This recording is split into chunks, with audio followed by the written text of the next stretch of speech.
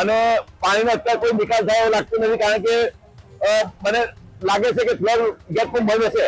પાણીની ટાંકીથી ગૌરવ પડતા રસ્તાને ત્યાં બધું પાણી ભરાયેલું છે, પણ એક સામ તો આટલો બધો વરસાદ પડવાથી થોડી વાર માટે પાણી રહી છે. સરથાણા પોલીસે જીવના જોખમે બાળકોને બચાવ્યા. નીચાણવાળા વિસ્તારોમાં પાણી ભરાતા લોકો પણ પરેશાન બન્યા. છેલ્લા 10 કલાકમાં 7 ઇંચથી વધુ વરસાદ પડી ચૂક્યો છે. સુરતની સ્થિતિ એ જળબંબાકાર જેવી થઈ ગઈ છે. અડાજણ એલપી સવાણી રોડ પર પાણી ભરાતા આ પોલીસની સરાહનીય કામગીરી છે. તે સરાહનીય કામગીરી અત્યારે સામે આવી હતી. હજુ સુધી તમે અમારી ચેનલને સબસ્ક્રાઇબ નથી કરી તો અત્યારે જ ન્યૂઝરૂમ ગુજરાતને સબસ્ક્રાઇબ કરો. ફેસબુક અને ઇન્સ્ટાગ્રામ પર ફોલો કરો.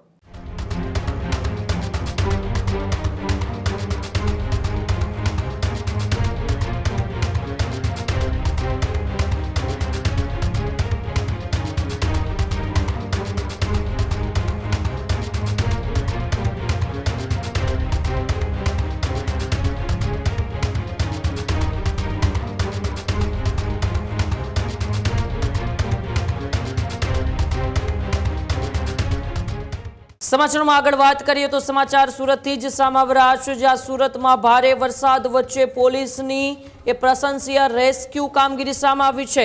જ્યાં સુરતમાં ભારે વરસાદ વચ્ચે પોલીસનું સાહસિક રેસ્ક્યુ ઓપરેશન.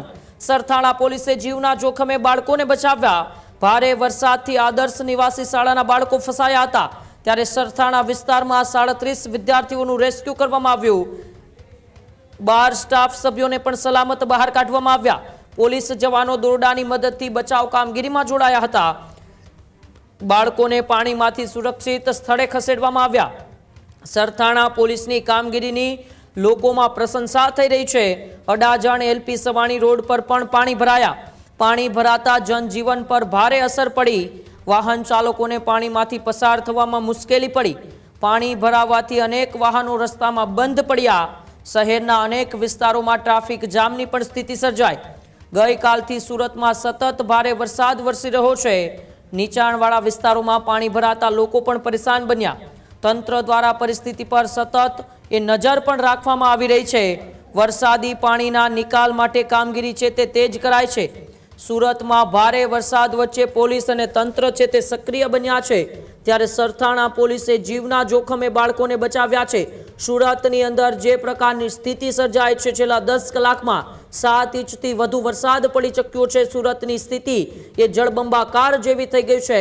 ખાડી પૂર આવે તેવી પણ અત્યારે પૂરેપૂરી એ સંભાવનાઓ છે. આ બધા વચ્ચે અનેક જગ્યાઓએ એ વિદ્યાર્થીઓ હોય, એ જાહેર જનતા હોય, તે ફસાયેલી છે અને તે લોકોનું રેસ્ક્યુ કામગીરી છે તે પણ એનડીઆરએફ, એસડીઆરએફ અને સાથે સાથે પોલીસની ટીમ છે તે પોલીસની ટીમ કરી રહી છે.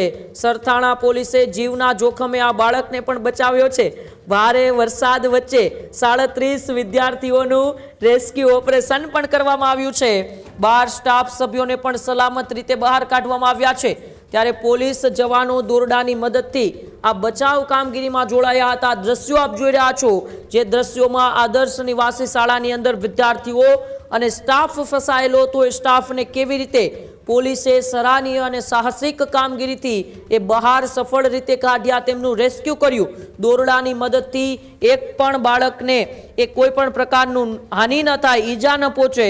એક પણ સ્ટાફ લોકો હતા તેમને પણ કોઈ પણ પ્રકારની ઈજા ન પહોંચે તે રીતે સુરક્ષિત અડાજણ એલપી સવાણી રોડ પર પાણી ભરાતા આ પોલીસની સરાહનીય કામગીરી છે તે સરાહનીય કામગીરી અત્યારે સામે આવી હતી. અત્યારે આ સરાહનીય જે કામગીરી છે તેમની પણ સરાહના થઈ રહી છે, કારણ કે પોલીસ અને એનડીઆરએફ, એસડીઆરએફની ટીમો હોય છે તે જ આવી સ્થિતિની અંદર એ પોતાના જાનની એ કોઈ પણ પ્રકારની પરવા કર્યા વગર લોકોનો જીવ બચાવવા ઉતરી જતી હોય છે. ને એવું જ કંઈક એ અહીં પણ થયું છે, જ્યાં સુરતની અંદર જળબંબાકારની સ્થિતિ વચ્ચે લોકોને બચાવવા માટે એ સુરત પોલીસની સાથે સાથે એનડીઆરએફ, એસડીઆરએફની ટીમ પણ અત્યારે મેદાને આવી ગઈ છે. ત્યારે વિદ્યાપુંજ 4 રસ્તા પર સહયોગ બાજુના ભાગ પર ચારે બાજુ પાણી છે. ગઈકાલે સાંજે પણ લગભગ 4 વાગ્યાથી સાંજે 6:30 સુધી પાણી હતું અને આજે સવારે 10:30 થી અત્યારે લગભગ 1-1.5 થવા આવ્યો છે ત્યાં સુધી આ પાણી છે અને પાણીનો અત્યારે કોઈ નિકાલ થાય એવું લાગતું નથી, કારણ કે મને લાગે છે કે ફ્લડ ગેટ પણ બંધ હશે એટલે પાણીનો નિકાલ થાય એવી હાલત નથી. અત્યારે પરિસ્થિતિ બહુ ખરાબ છે. કેટલા ફૂટ પાણી ભરાયા હતા અંદર? લગભગ અહીંયા મેઇન રસ્તા નીચેના ભાગમાં છે 2.5 થી 3 ફૂટ પાણી હશે. તમે જોતા છો અત્યારે સેલ્ફી સોની પર જાતે ઉભો છું. અત્યારે પાલનપુર ગામ અને મોના એટલે અમારું પાણીની ટાંકીથી ગૌરવ પત્રિકા રસ્તાને ત્યાં હજુ થોડું પાણી છે. કયા કયા વિસ્તારમાં પાણી ભરાયા હતા? લોકોને જે મળ્યા ત્યારે શું કહ્યું તમે? તમે જોતા હોય ઘંટાવાળા પાન પાસે આપણું રેગ્યુલર પાણી ભરે છે. ત્યાં લોકોને કાલે અમે ટાટા પોલીસ તાત્કાલિક પાણીનો નિકાલ કરવાની ટ્રાય કરી હતી અને એ પણ 1-1.5 કલાકમાં પાણી નીકળી ગયું હતું. અત્યારે કેટલા વાગ્યાથી 12 વાગ્યા સુધી કયા કયા વિસ્તારની મુલાકાત લઈ લીધી? અડાજણ ગુજરાત ગેસ કંપની પાસે, પછી ઘંટાવાળા પાન પાસે, એલપી સવાણી સ્કૂલ આજે હાલ બધું, પછી પાલનપુર કેનાલ પાસે અને મોનાજ પાસે. બરોબર, એલપી સવાણી થોડું સામાજિક કામ હતું એના માટે હું આવેલો હતો, પણ આ રસ્તાની અંદર પાણી ભરાયેલું છે. પણ એક સામ તો આટલો બધો વરસાદ પડવાથી થોડી વાર માટે પાણી રહી છે, પણ થોડી વાર પછી આ વિસ્તારમાંથી પાણી આપોઆપ ઓસરી જ જાય છે. અને આ વખતે જે દર વખતે કરતા આ વખતે કામગીરી સારી થઈ હોય એવું લાગી રહ્યું છે, કારણ કે દર વખતે તો વધારે પડતો અને વધારે સમય સુધી પાણી ભરેલું હતું. આ પાણી ભરાવું જ નહીં, સ્માર્ટ સિટી છે આપણું.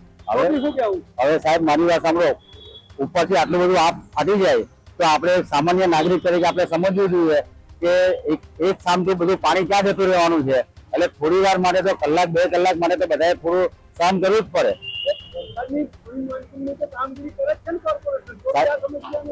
હવે સાહેબ એના માટે તો હવે આ વિસ્તાર બી થોડો નવો છે, ડેવલપમેન્ટ બી નવું છે, અને જે થોડા ઘણા જે મેટ્રો ટ્રેનના એના કામો થયા છે, એટલે ઘણી બધી વસ્તુઓ એવી છે કે જેના હિસાબે થોડું ડિસ્ટર્બ થયું છે, આવું અમને જાણવા મળેલું છે.